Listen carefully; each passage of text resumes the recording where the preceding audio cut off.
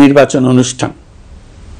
আজ এই মহান দিবসে আপনাদের সামনে এই বক্তব্য রাখার পর থেকেই আমরা আমাদের সর্বশেষ এবং সবচেয়ে গুরুত্বপূর্ণ অধ্যায়ে প্রবেশ করব।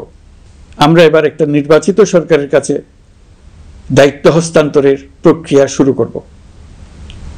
অন্তর্বর্তী সরকারের পক্ষ থেকে আমি প্রধান নির্বাচন কমিশনারের কাছে চিঠি পাঠাবো, যেন নির্বাচন কমিশন আগামী রমজানের আগে 2026 সালের ফেব্রুয়ারি মাসে জাতীয় নির্বাচন অনুষ্ঠানের আয়োজন করেন।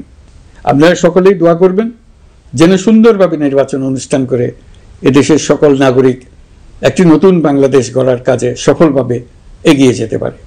এই দলিল প্রণয়নের জন্য আমি সকল রাজনৈতিক দলের নেতৃবৃন্দকে এবং ঐকমত্য কমিশনের সদস্যবৃন্দকে, বিশেষ করে এই উদ্যোগের নেতৃত্ব দানকারী প্রফেসর আলী রিয়াজকে জাতির পক্ষ থেকে অশেষ কৃতজ্ঞতা ও ধন্যবাদ জানাচ্ছি। রাজনৈতিক দলের প্রতিনিধিরা অত্যন্ত সৌহার্দ্যপূর্ণ পরিবেশে আলোচনায় অংশ নিয়েছেন। মতপার্থক্য থাকা সত্ত্বেও সকল রাজনৈতিক দলের মধ্যে ঐকমত্য তৈরির চেষ্টা ছিল। আমরা আশা করছি এই ঐকমত্যের ভিত্তিতে অচিরেই রাজনৈতিক দলগুলি জুলাই সনদে স্বাক্ষর করবে এবং এর বাস্তবায়নেও ঐকমত্যে পৌঁছাবে। জুলাই সনদ বাংলাদেশে সুষ্ঠুভাবে ক্ষমতা হস্তান্তর, জবাবদিহিমূলক রাষ্ট্রীয় প্রতিষ্ঠানগুলোর স্বাধীনতা ও সক্ষমতা, নাগরিক অধিকারের সত্যিকারের বাস্তবায়ন, রাষ্ট্রীয় সম্পদ ও সামর্থ্যের ব্যবস্থাপনা নিশ্চিত করবে।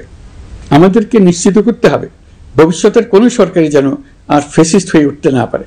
রাষ্ট্রকে এমনভাবে মেরামত করতে হবে যাতে কখনো কোথাও ফ্যাসিবাদের লক্ষণ পাওয়া গেলেই সেটিকে যেন তাৎক্ষণিকভাবে সেখানেই নির্মূল করা যায়, আর যেন 16 বছরের জন্য অপেক্ষা করতে না হয়, বহু মানুষকে প্রাণ দিতে না হয়, আমাদের যেন আরেকটি গণ অভ্যুত্থানের প্রয়োজন না হয়।